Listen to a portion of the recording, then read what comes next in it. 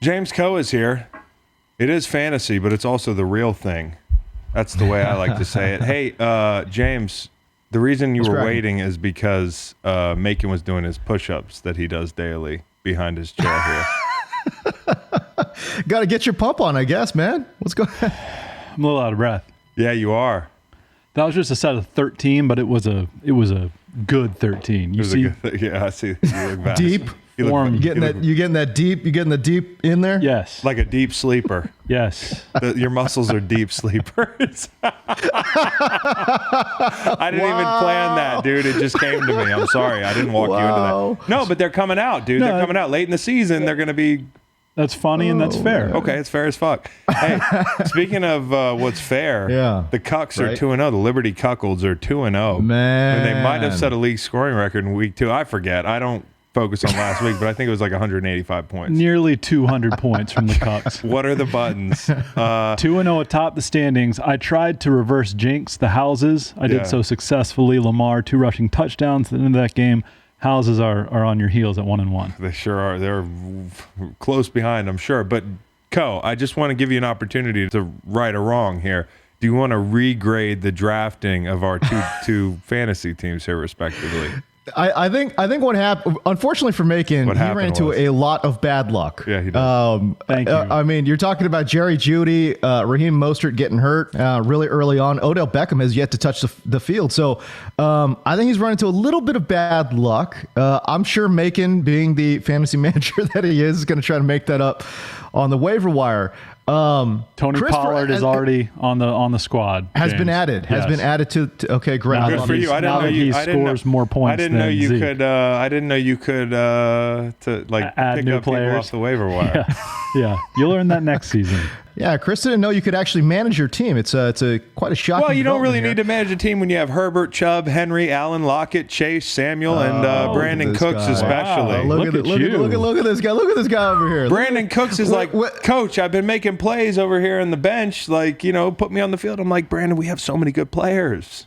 We know you're getting all the targets in Houston, but we got a lot of good players. You know what I love about Chris is the fact that when he's like not winning and he's losing, he doesn't even know who's on his team. When he's in first place setting records, the dude's listing off every freaking player on his roster. He's got it burned into his memory, bro. Come on, man. Yeah, I'm a bit of a front runner in this league. 3 weeks ago when you said that you hated Jamar Chase, I think it was. Well, I was afraid. I hated the pick. It gave me the heebie-jeebies, but evidently he sees the lines on the football, and he's balling, which, by the way, we had this question teed up for James, like, I don't look at the waiver wire. I will after we finish this podcast. It's a good reminder to check it out. Once your assistant tells you the password to the website. Exactly. Okay.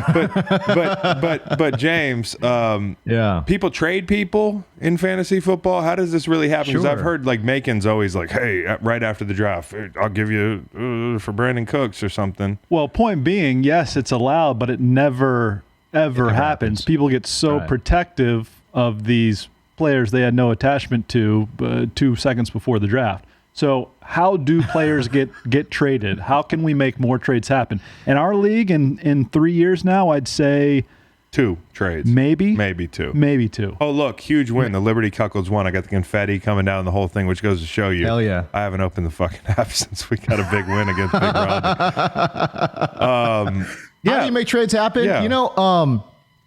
You know what's interesting? I've been in a lot of leagues, obviously. In my main big money league, trades never go. It's very rare for trades to go down. In one league that there were trades happening willy-nilly, what I realized was a lot of it's roster construction. If you don't allow for flexes, you kind of sort of need to trade because, like, let's say you don't have good wide receivers, but a team's got a lot of good wide receivers, right? Well, that team with good wide receivers could stick a guy in the flex. But let's say you couldn't stick a guy in the flex. Then all of a sudden trades become a little bit more necessary because literally guys are just on your bench doing nothing. So you'd rather get an asset that you can play. So I think roster construction has a little bit to do with it. But that being said, man, I don't know, trades are cool and all, but I don't know. Like I've never been one to like get excited about trades either. So I don't know.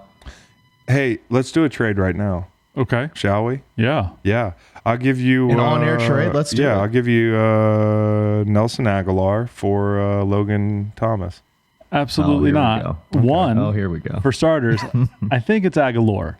I mean, you and countless others insist on saying Aguilar. Yeah. But to me, Aguilar is like an Aguilar. Yeah. And it's just so clearly Aguilar. Okay, well, I'll just text him right now and find out. Second, please do. Look at this. Hey, Nelly, how do you say your last name? No, I think Logan Thomas is going to be a top 5 tight end by season's end. Okay. Heineke likes to look at him a lot. Okay. Even Fitzy was. Fitzy didn't target Terry McLaurin before he got injured. Well, you know, if I noticed one thing about Jalen Hurts the first 2 games is that he doesn't even like looking at Dallas Goedert. And Dallas Goedert's not running routes. I mean, he's just blocking yes, people. That is concerning. He's for his the own Dallas worst Goedert enemy owners. in fantasy because he's really good at everything. Yeah. So no is my answer. Okay, we'll try next week. Okay, that's it. We were one and done there. Next question, Coach. Okay. Week 3, James. I don't need much, as you noticed. Going off preseason ADPs, average draft positions, would you change anything? That's what that meant. Yes. Would you change anything at quarterback or running back or receiver? Quarterback was Mahomes, Josh Allen, Kyler Murray, Dak Prescott, Lamar Jackson. Nah, I mean, not really. I think those guys all come through. I mean, we're through 2 weeks, you know. I think Kyler Murray probably needs to be bumped up a little bit. Tom Brady throwing 9 touchdowns in 2 games is... That's a lot. I mean, it's a lot. I mean, I don't think he's going to be holding this up, obviously. So I kind of sort of feel like where we had him ranked probably makes a lot of sense. I do think Kyler Murray needs to be bumped up, and I think Jalen Hurts probably need to be bumped up a lot. And we all saw the writing on the wall, you know, rushing ability is such a cheat code for fantasy quarterbacks. We knew Jalen Hurts was going to get out there and scoot. So, man, I don't know, man. Like, that's probably the one thing that I would say is Jalen Hurts being, you know, second only behind Lamar in terms of rushing yards is a little bit of a surprise, and probably I don't even want to say a surprise. We probably saw a little coming a little bit, and so we probably need to move him up a little bit too. I wonder how many he picked up on that last drive where they were in 2-minute mode and got that late touchdown against San Francisco. He's going to be a problem if you play him as far as, like, you know, I don't know about the passing game and all this stuff that he's working on, but if you don't contain him with your left end or your left edge blitzer, he's very decisive. You know, he knows when to tuck it and run it. You know, in Great Britain, if you have diarrhea, they call it the scoots. Oh, yeah? Chris has the scoots. I do? Oh, yeah, I don't know if you do or not. Really? Do you? No. Yeah, but next time you have diarrhea, just say, I have the scoots. Really? Where did that come from? Great Britain. Okay. Yeah. But where did Great Britain come from? Oh, James said that Jalen Hurts has some scoot to him. Oh, got it. Yeah, he does have some diarrhea then. Yeah. Okay, running back. Well, okay. All right. Saquon, or as I like to call him sometimes just for fun, Saquon. Nice. Yeah. Saquon. RB4, maybe not this year.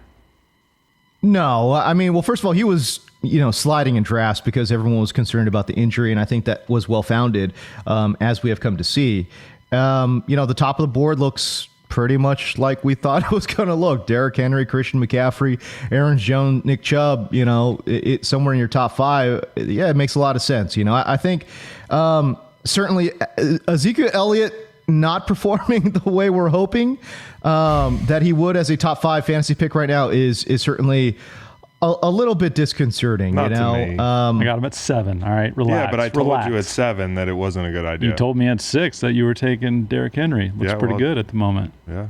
Looks great. Tony Pollard It looks was there. great. Basically, what James is telling us is that week 3 is too early to redraft. Yeah, it's too early. It's too early. It's a little too early. I will say at wide receiver, though, Cooper Kupp, bro, he's an absolute game changer in fantasy because you took him, you know, in the middle rounds, and he looks like he's just going to continue to just be dominant. Yep. He's going to be dominant. I mean, he has some kind of magic going right now with Matt Stafford, and I'm telling you, he's an absolute league winner. It's Kershaw-like, and I took the other wide receiver, Woods. Robert Woods, Bobby Trees. So that was maybe a mistake on my part. But you went Tyler Lockett, and I did. And Tyler he's outperforming Decaf at the moment. Well, that's actually not a surprise to me, at least statistically. I mean, that guy's criminally underrated, and we say it all day long, but nobody ever rates him correctly.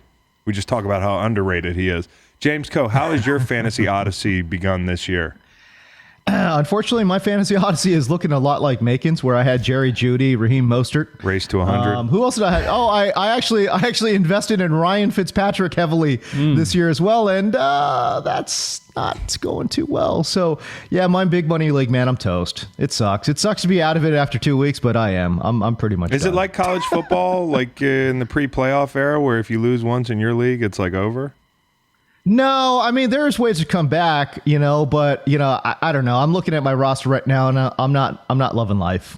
I'm not loving life at all. And I have no one to blame but myself. I've got no one to blame but myself. That's that accountability I wish we had here. Hey man, can I give myself a little bit of grace though? Because listen, when you put your stuff out there, I got my ranks out there, I got my sleepers out there. Everyone knows who I like. Yeah. So we're in an auction draft, so guys will bid me up. True. Guys will bid me up on the dudes they know I like, man. So it's a little bit harder drafting against people who know exactly what you want to get done. But that being said, no excuses, man. I don't know why you play fantasy football. You truly love it because we talked about it a week or two ago. Number one, you're the guy that everybody's got the target on your back because you're a fantasy guy, so everybody wants to beat you at fantasy. And also, they watch TV, so they know what James Coe likes. That's crazy. Exactly, it's diabolical, it's man. It's tough. Yeah. Who are a couple names you like for week 3 who will outperform their projections? Oh, man. I think, I don't know about some under the, well, I will say this. I like Quez Watkins a lot this week. If we're talking about a deep sleeper, for those of you in like 12 or 14 team, I like Quez, man. Very asleep, like comatose asleep. Nah. Well, here's the thing. Obviously, he's widely available. I think he's available in 90%. Not available in some of my leagues because he's on the roster? I drafted him in like every league, like in the 10th round or whatever it was. Dallas is getting absolutely decimated from the slot, and Quez is playing about 65% of his snaps inside, so I think he's got a really great matchup. I know he's only going to see like 3 or 4 targets, but I don't know. One could be a bomb. I kind of sort of like him as a deep sleeper. I don't know, man. Like I think no question. Nah. It's too early in the morning for these dad jokes, bro. It was a questionable. That was a questionable choice of dad joke. No, here we are. I will say this. I'll go against the grain a little bit. I like KJ Osborne too against Seattle. Seattle, I think they're a little bit of a work in development in their secondary. KJ Osborne actually leads the team in receiving, so I think he's actually a decent play. And then Hunter Renfrow, slot man for almost at Oakland. I almost always say Oakland, but Las Vegas. I think he's got a really, really good chemistry with Derek Carr, who, by the way, is leading the NFL in passing. Yeah. Like, come on now, Derek Carr, let's go. I love it. No question. I mean, that's no question with an S. I feel like the Derek Carr hate is it's being tested. I mean, like the Carr haters are really being pushed this year. We're just talking about the odds for Derek Carr winning MVP. Last question before we go, James. They're plus 3,000, I want to say. Whereas we were looking at Kyler Murray, and he was like plus 750. So I don't know where the value is there. James Coe, where are you watching this weekend? I think this is a good tee-up, actually, because I watch games where I always watch games every Sunday. Hey, there you go. On DirecTV. There we go. On Red Zone, on the Fantasy Zone channel there as part of the Red Zone package. So, yeah, man, you guys want to check me out on DirecTV? That'd be great. More points this week, Ezekiel Elliott or Tony Pollard? Ezekiel Elliott. I mean, 0 for 2 so far. Look, I know Pollard. I know Pollard's making these splash plays, man. But at some point, the overall volume is gonna, overtake Tony Pollard. I don't know. It drives me crazy. I'll take Zeke Elliott. He's still playing. Okay. You want to trade Zeke's me still playing 70% of the snaps, bro. Like he's got to be in there somewhere. I'll give you somebody for Zeke Elliott. Okay. I'll give you Nelson Aguilar and Quez Watkins. There you go. That won't quite do it. And I got to change my whole team name in some of my leagues if I give you Quez Watkins. James Coe, thank you for your time, man. Good luck this weekend. You can catch him on DirecTV. And we'll see you next week. All right, man. Peace. Thank you, brother.